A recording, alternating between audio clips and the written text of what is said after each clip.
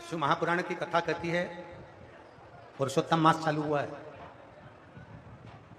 अधिक मास चालू हुआ है। अधिक मास के महीने में एक माह में 2 प्रदोष। प्रदोष का मतलब क्या है? सूर्य डूब रहा हो, चंद्र उदय प्रकट हो रहा हो। सूर्य का डूबने का समय, चंद्र के प्रकट होने का समय,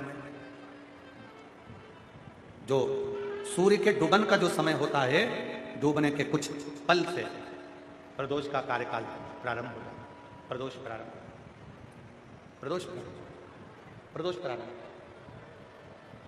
प्रदोष का मतलब क्या है? हमारी जिंदगी के जितने जितने दोष हैं, हमारे जीवन के जितने जितने दुख हैं, हमारी जिंदगी के जितनी जितनी तकलीफें हैं, हमारे जीवन के जितने जितने कष्ट हैं, संध्या काल में प्रदोष के दिन सूर्य अस्त के टाइम पर यदि 1 लोटा जल देवाधिदेव महादेव को चढ़ जाता है तो हमारी जिंदगी के जितने दोष हैं 2 मिनट के अंदर शांत हो जाते हैं। जीवन के सारे दोष, जीवन की सारी तकलीफें, जीवन के सारे कष्ट, जीवन की सारी परेशानियां, जीवन के सारी तकलीफें, जहां सारे दोष मिट जाएं उसको कहते हैं प्रदोष। उसको प्रदोष कहते हैं। प्रदोष व्रत गुरुवार का पड़ रहा है। प्रदोष काल का दीप, प्रदोष काल की आराधना, प्रदोष काल की साधना और प्रदोष काल में परमात्मा का लिया गया नाम हमारे करोड़ों करोड़ों करोड़ों करोड़ों पुण्य को प्रबल कर देता है और हमारे पाप को छीन। प्रयास करिएगा जीवन में एक बार बन सके, अगर बन सके एक बार प्रयास करिएगा। अगर गुरुवार का प्रदोष पड़ जाए, कौन से वार का? गुरुवार का प्रदोष पड़ जाए, बृहस्पतिवार का यदि प्रदोष पड़ जाए तो प्रदोष के दिन, प्रदोष काल में, प्रदोष के दिन प्रदोष काल में किस शिवालय में जाएं, शंकर के मंदिर में जाएं, एक ही दिए के अंदर एक फूल बाती, कैसी बाती है? फूल बाती, और उसी दिए के अंदर एक लंबी बाती, 2 बाती। कौन सी बाती हैं? जम के बोलो जरा। एक फूल बाती, एक लंबी बाती, 2 बाती। एक ही दिए के अंदर फूल बाती, लंबी बाती दोनों रख लें। थोड़ा सा घृत की बातियां, तेल की बाती नहीं घी की बाती रखें और दोनों बातियां उसमें रखकर 3 बेलपत्र भगवान शंकर के मंदिर में लेकर जाएं।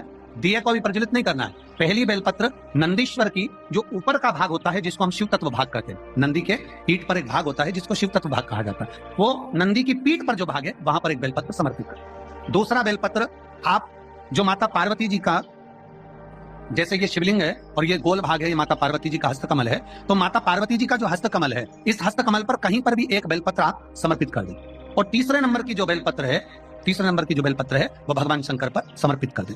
जो दिया आप लेकर गए हो मंदिर में, उसी दिए को नंदी और महादेव इन दोनों को दर्शन कराते हुए अगर मंदिर के अंदर लगाने दें दिया तो ठीक है, ना लगाने दें तो दीप को बीच में बस स्पर्श कराकर, भले बाहर जाकर लगा दो, पर प्रयास करो वो दीप वैसे तो बीच में, नंदी और शिव के मध्य में वो दिया स्पर्श होना चाहिए। जैसे ये नंदी है और ये शिव है तो इसके मध्य में दीप स्पर्श कर ले, भले उसको जलाने ना दे, पर स्पर्श मात्र कर अगर आपने एकांत में कहीं पर भी ले जाकर लगा दिया, उस दीप को जला दिया, तो गया हुआ कितना भी करोड़ रुपया हो वो धीरे धीरे कर गया हुआ धन हमारा वापिस आता ही।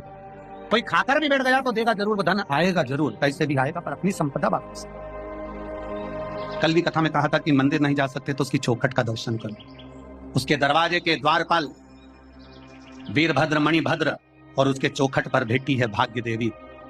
शिव महापुराण की कथा कहती है जो शंकर भगवान के, आप कभी अगर मौका लगे तो प्रयास करा करो कि शंकर के शिवालय में जब आप प्रवेश करें, शंकर भगवान के शिवालय में जब आप जल चढ़ाने के लिए जाएं तो वहां जो मुख्य जो गर्भगृह की जो चौखट होती है, गर्भगृह की जो चौखट होती है, प्रयास करना चाहिए कि उस गर्भगृह की चौखट को प्रणाम करना चाहिए। और प्रयास ये भी करो कि गर्भगृह की जो चौखट होती है उस पर लात न रखते हुए आप उस चौखट को लांघने का प्रयास करा करो।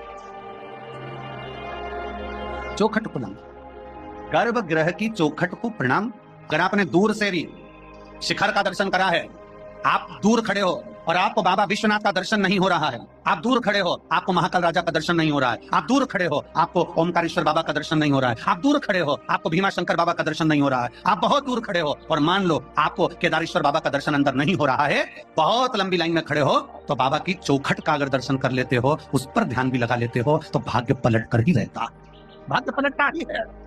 स्मरण किया होगा कि शिव महापुराण में पहले वर्णन करा है कि शंकर जी पे चढ़ा हुआ जल लाकर अपने दरवाजे की चौखट पर छीटो। सुना था कि नहीं सुना था?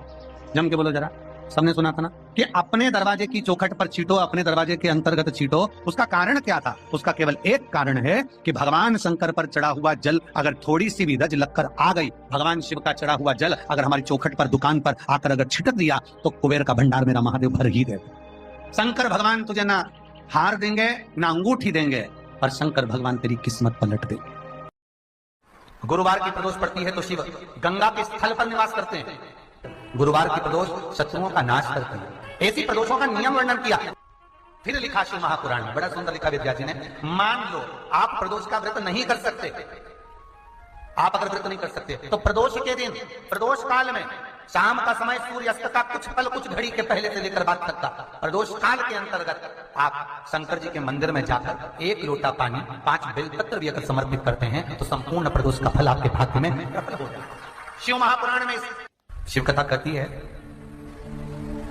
नंदी का 1 पांव ऊपर होता है। आप लोग दर्शन करे होंगे शंकर जी के मंदिर में नंदी के, तो नंदी का 1 पांव उठा हुआ होता है, 1 पांव नीचा की ओर होता है।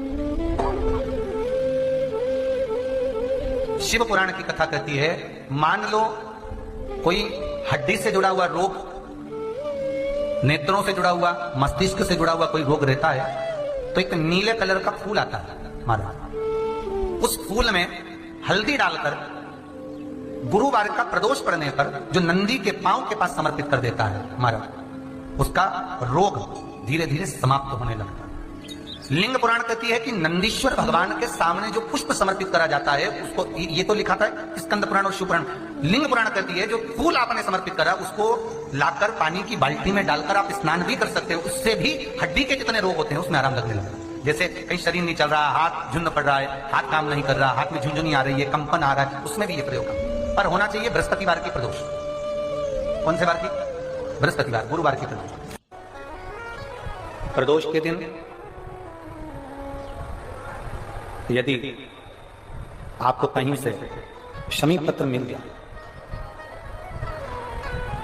प्रदोष के दिन यदि कहीं से आपको शमी पत्र मिल गया है और प्रदोष काल में, प्रदोष का जो समय होता है, शाम का जो समय होता है प्रदोष काल,